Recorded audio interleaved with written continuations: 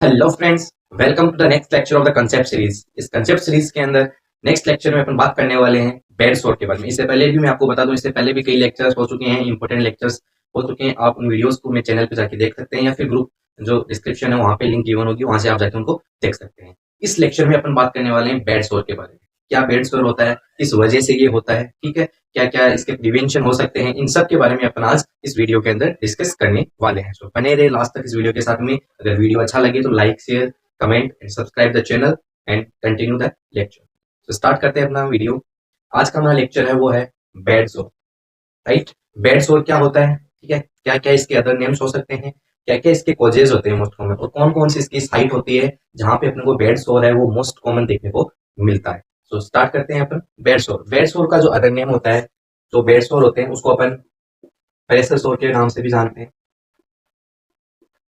Bed सोर को अपन pressure सोर के नाम से भी जानते हैं, और बेड सोर को अपन डेक्यूबेटिक डेक्यूबेटस अल्सर के भी नाम से अपन जानते हैं, ठीक है। बेड सोर के तीन नाम होते हैं मोस्टली, बेड सोर, प्रेशर सोर और डेक्यूबेटर अल्सर, ठीक है। सबसे पहले बेड सोर होता है, जनरली अपन बता देता हूँ कि जब अपन बहुत लंबे समय के लिए अगर बेड रिडन पेशेंट है, ठीक है, अपन लंबे समय तक अगर कोई भी पेशेंट है, कोई भी व्यक्ति है, वो लंबे समय तक किसी भी पोजीशन में कंटिन्यू वो लेटा हुआ है या फिर वो कंटिन्यू उसी पोजीशन में क्या है, सिटिंग पोजीशन में या फिर बैठा हुआ है, तो उसका जो प्रेशर वाला एरिया, जिस पार्ट पे उसके ऊपर क्या लग रहा है, प्रेशर लग रहा है, तो वहां पे ये कंडीशन है, ये मोस्ट कॉमन देखने को मिलती है। क्योंकि वहां पे जैसे ही प्रेशर लगेगा तो वहां की जो सप्लाई है, जो ब्लड सप्लाई है, वो क्या होगी, वहां पे इंटरप्ट होगी, ठीक है। वहां पे प्रॉपर ब्लड सप्लाई नहीं हो पाएगी, उसकी वजह से वहां पे इस्चेमिया और नेक्रोसिस वाली कंडीशन है वो देखने को मिलती है, और उसकी वजह से वहां पे अल्सर्स का फॉर्मेशन हो जाता है, जिसे ही अपन बोलते हैं प्रेशर अल्सर। हॉस्पिटल में जो बहुत लंबे समय के लिए जो पेशेंट है, जो हॉस्पिटल में एडमिट रहते हैं, वो जैसे अनकॉन्शियस जो पेशेंट है, वो अपने आप पोजीशन है वो चेंज नहीं कर सकते हैं, तो ऐसे पेशेंट्स के अंदर जो ये बेड सोर है मोस्ट कॉमन देखने को मिलता है, राइट। ये अपनी बेड सोर के बारे में था। अब अपन देखते हैं कि इसकी मोस्ट कॉमन साइट है वो कौन कौन सी होती है, कौन कौन सी साइट पे जो प्रेशर अल्सर्स है वो हो सकते हैं।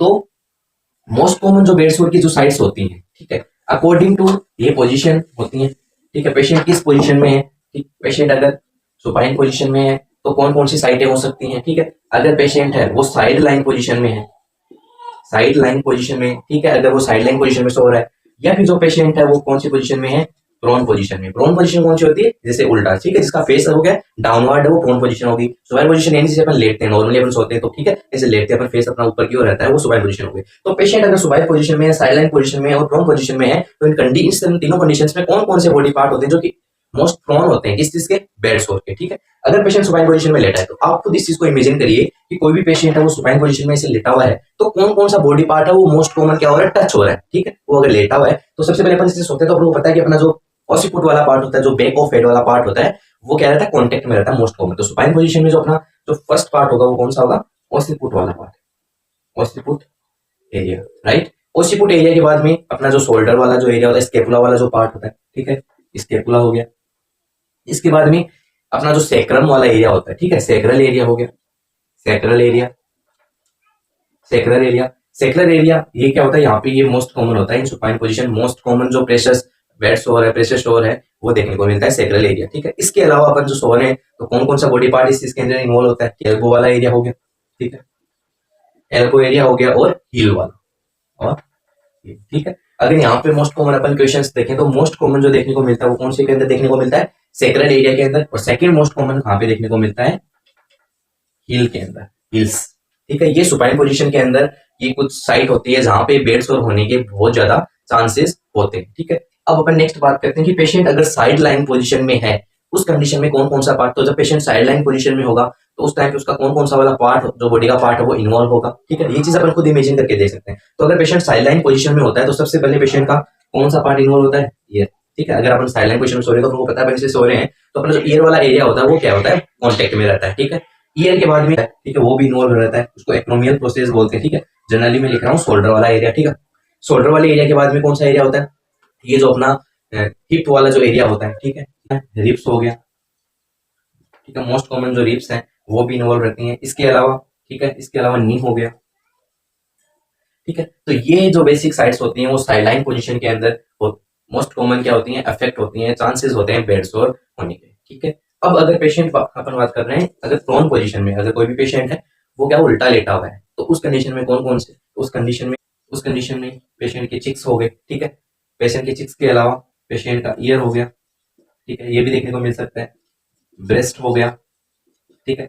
ब्रेस्ट के अलावा जो जेनाइटल एरिया है वहां पे भी ये देखने को मिलता है, और इसके अलावा टोइस वाला जो एरिया है वहां पे भी देखने को मिलता है, ठीक है। तो ये क्या होती हैं, ये प्रेशर बेड सोर की क्या होती है, मोस्ट कॉमन साइट्स होती हैं, ठीक है। अगर पेशेंट अलग अलग पोजीशन, पेशेंट अगर सुपाइन पोजीशन में है, पेशेंट अगर साइडलाइन पोजीशन में है, पेशेंट अगर प्रोन पोजीशन में है, तो इन तीनों कंडीशंस के अंदर कहाँ कौन से एरिया के अंदर मोस्ट कॉमन चांसेस होते हैं प्रेशर शोर होने के, ठीक है।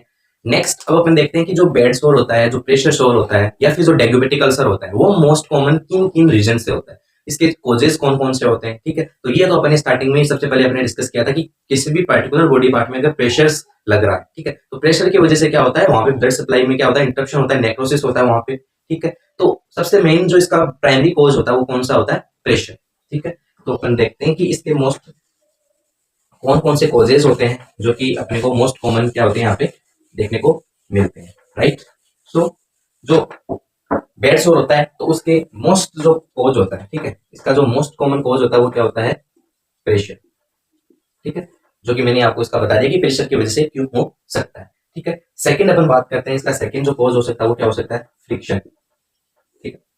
फ्रिक्शन का मतलब क्या होता है कि कोई भी बॉडी का पार्ट है वो अगर किसी भी सब्सटेंस के साथ में, किसी भी चीज के साथ में, ठीक है, किसी भी सरफेस के साथ में अगर वो बार बार फ्रिक्शन हो रहा है, ठीक है, बार बार उसका क्या हो रहा है, उधर से कॉन्टेक्ट हो रहा है, जैसे अपन हिंदी में बोल सकते हैं रगड़न हो रही है, ठीक है, तो उस एरिया पे भी जो बेड्स हो रहा है वो होने के मोस्ट कॉमन चांसेस होते हैं, राइट। नेक्स्ट अपन बात करते हैं मॉइस्चर, जो नेक्स्ट इसका रीजन हो सकता है वो क्या हो सकता है, मॉइस्चर, राइट। मॉइस्चर का मतलब किसी भी बॉडी पार्ट है जो कि प्रॉपर हाइजीन नहीं है, ठीक है, प्रॉपर वहां का हाइजीन मेंटेन नहीं है, ठीक है, वहां पे क्या हो रही है, नमी सी बनी रहती है किसी भी बॉडी पार्ट के अंदर, ठीक है, उस कंडीशन में भी क्या हो सकता है, हाइजीनिक अनहाइजीनिक कंडीशन के अंदर जो बेड्स हो रहा है वो हो सकता है, राइट। नेक्स्ट अपन बात करते हैं इसका अदर कॉजेस कौन सा होता है, presence of pathogenic organism, presence of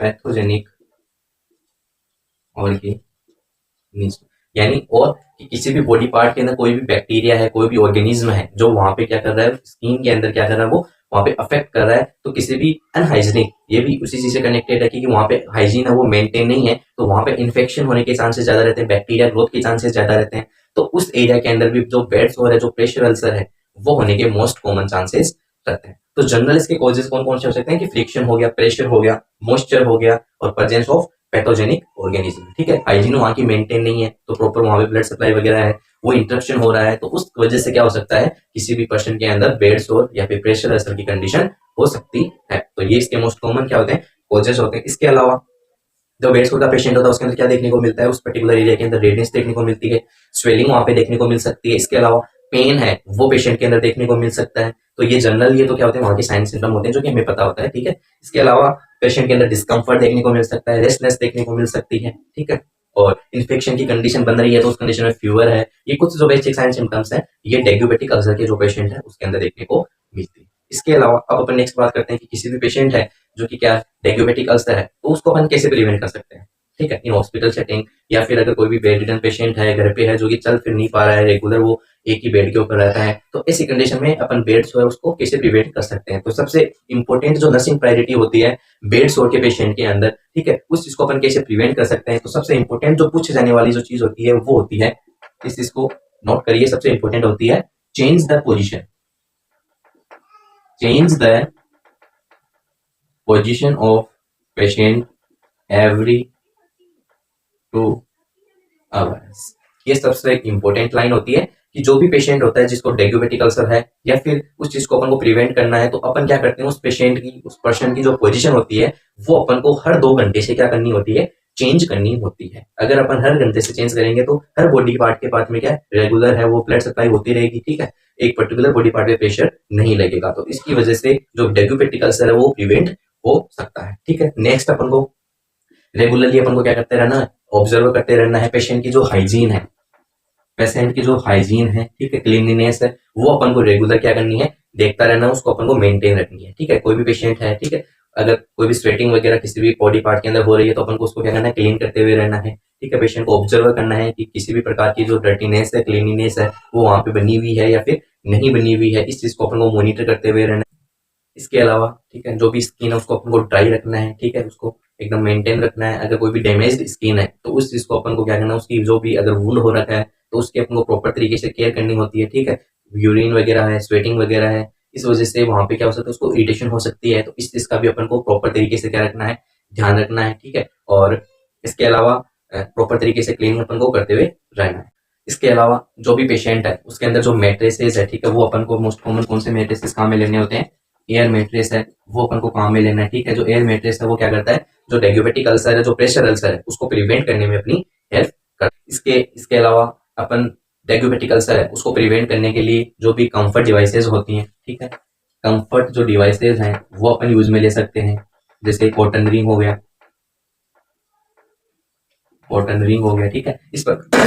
इस प्रकार के जो कंफर्ट डिवाइसेस हैं वो अपन यूज में ले सकते हैं डायबिटिक अल्सर को प्रिवेंट करने के लिए, ठीक है। इसके अलावा अपन और क्या क्या चीजें कर सकते हैं, इसके अलावा अपन को पेशेंट को इंकरेज करना है कि हो सके उतना वो क्या करे, मूव करे अपनी बॉडी को, वो क्या करे, मूव करे। रेगुलर अपन को ऑब्जर्वेशन करता रहना है, हाइजीन को मेंटेन करना है। एक इंपॉर्टेंट पॉइंट आता है कि अपन जो कंफर्ट डिवाइस यूज में लेते हैं कॉटन रिंग, अपन को वहां पे जो रबर रिंग है वो यूज में नहीं लेनी होती है। गलती से भी रबर रिंग है वो यूज में नहीं लेनी है। क्यों? क्योंकि जो रबर रिंग होती है वो क्या करती है, किसी भी बॉडी के पर्टिकुलर एरिया में जहां पे अपन रबर रिंग यूज में ले रहे हैं, वो वहां की जो ब्लड सप्लाई होती है उसको रिड्यूस कर देती है, ठीक है। तो वहां पे ऑलरेडी ब्लड सप्लाई रिड्यूस अगर है, डायबिटिक अल्सर का जो पेशेंट है उसमें नेक्रोसिस की कंडीशन देखने को मिल रही है, ठीक है, अपन ने फिर रबर रिंग काम में ले ली, ठीक है। तो इस कंडीशन में कॉन्ट्रा इंडिकेटेड होती है। अपन को कौन सी रिंग काम में लेनी होती है, कॉटन रिंग है वो काम में लेनी होती है, ठीक है। ये कंडीशन होती है। नेक्स्ट अपन कोई भी पेशेंट है जो डायबिटिक अल्सर का पेशेंट है, ठीक है, तो उस पेशेंट के अंदर अपन को ट्रीटमेंट क्या करना होता है, तो उसके अंदर जो मोस्ट कॉमन ट्रीटमेंट जो होता है वो क्या होता है कि वहां का जो वुंड है उसको अपन को सबसे पहले तो प्रॉपर तरीके से उसकी वहां पे क्लीनिंग करनी है अपन को, ठीक है। सोडियम जो हाइड्रोक्साइड है, ठीक है, H2O2 का जो सॉल्यूशन है वहां उससे अपन को क्या करना होता है, उसको प्रॉपर तरीके से क्लीन करना होता है, ठीक है। नेक्स्ट अपन उसको ट्रीटमेंट करने के लिए अपन जो उसको लाइट है, जो लाइट थेरेपी है वो अपन भी पेशेंट को दे सकते हैं।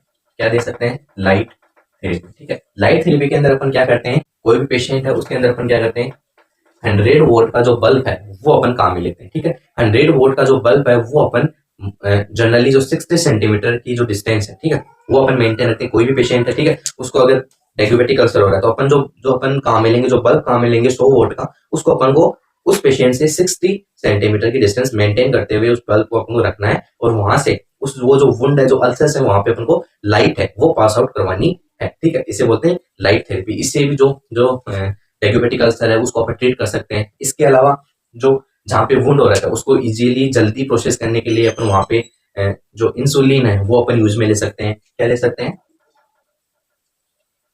जो इंसुलिन ड्रॉप्स होती हैं वो अपन उस वुंड के ऊपर क्या कर सकते हैं, डाल सकते हैं, जिससे जो हीलिंग प्रोसेस है वो क्या होती है, इंक्रीज होती है, ठीक है। इसके अलावा अपन को जनरल जो ट्रीटमेंट है वो जनरल क्लीननेस हाइजीन वो मैंने आपको बता ही दिया, ठीक है। नेक्स्ट जो डायबिटिक अल्सर का जो पेशेंट होता है उसको प्रॉपर तरीके से बैलेंस डाइट प्रोवाइड करवानी होती है। और बैलेंस डाइट के अंदर मोस्ट कॉमन अपन बात करें कि जो डायबिटिक अल्सर का जो पेशेंट होता है उसके अंदर कौन सी डाइट होती है, प्रोटीन रिच डाइट देनी होती है। कौन सी डाइट देनी होती है, प्रोटीन रिच डाइट। ये इंपॉर्टेंट है कि जो भी डायबिटिक अल्सर का जो पेशेंट होता है उसको अपन प्रोटीन रिच डाइट लेनी है, क्योंकि प्रोटीन का मोस्ट कॉमन काम क्या होता है, वुंड हीलिंग। प्रोटीन का मोस्ट कॉमन काम क्या होता है, वुंड हीलिंग करता है, ठीक है। प्रोटीन वुंड हीलिंग करता है, तो उस पेशेंट को क्या होता है, डायबिटिक अल्सर हो रखे हैं, उसको वुंड है, ठीक है, तो उसको हील करने में जो प्रोटीन होता है वो बहुत ज्यादा हेल्पफुल होता है। तो डायबिटिक अल्सर के पेशेंट को अपन को डाइट कौन सी प्रीफर करनी होती है, प्रोटीन रिच डाइट प्रीफर करनी होती है, ठीक है। अपन को जो भी पेशेंट को जो अल्सर्स हो रखे हैं उसको अपन को क्या करना है, प्रिवेंट करना है इन्फेक्शन से, ठीक है। उसको प्रॉपर तरीके से अपन को मेंटेन रखना है, ठीक है। उसको एंटीबायोटिक्स वगैरह जो ड्रग्स हैं जो डॉक्टर ने प्रिस्क्राइब की है वो अपन को एडमिनिस्टर करनी है, ताकि उस एरिया के अंदर किसी भी प्रकार का इन्फेक्शन ना हो सके, ठीक है, वो इजी ट्रीट हो सके, इजीली ट्रीट हो सके। और बाकी अपन को पेशेंट के अंदर सिम्टोमेटिक ट्रीटमेंट करनी होता है, ठीक है। तो ये अपना नॉर्मल जो ट्रीटमेंट था, कैसे अपन उसको प्रिवेंट कर सकते हैं वो चीज देखिए अपने। बाकी बेड सोर क्या होता है, क्या क्या इसके अदर नेम होते हैं, कौन कौन सी साइड्स के ऊपर ये देखने को मिलता है, और मोस्ट कॉमन अपने प्राइमरी कोज इसका क्या देखा, प्रेशर। यानी किसी भी body part, particular body part पे अगर प्रेशर वहां पे लगता है, रेगुलर वो किसी भी पोजीशन में बैठा हुआ है, वहां पे उसको प्रेशर लगता है, तो उसकी वजह से वहां की जो ब्लड सप्लाई होती है वो इंटरप्ट होती है, और वहां पे नेक्रोसिस की कंडीशन होने के कारण वहां पे अल्सर्स का फॉर्मेशन हो जाता है। तो ये था अपना आज का टॉपिक, बेड सोर, ठीक है। और अगर वीडियो अच्छा लगा तो लाइक करिए, शेयर करिए, और चैनल को सब्सक्राइब करिए। और इससे रिलेटेड जो भी अदर वीडियोस आ रहे हैं उनको आप रेगुलरली देखते रहिए, ये अपकमिंग एग्जाम्स के लिए बहुत ज्यादा इंपॉर्टेंट होने वाले हैं। तो बने रहिए ऐसे ही। Thank you so much for